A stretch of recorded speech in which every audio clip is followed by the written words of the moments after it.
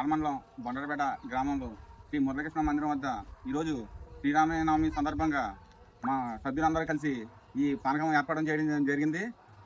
అందరూ కూడా ఈ కార్యక్రమంలో పాల్గొన్నారు.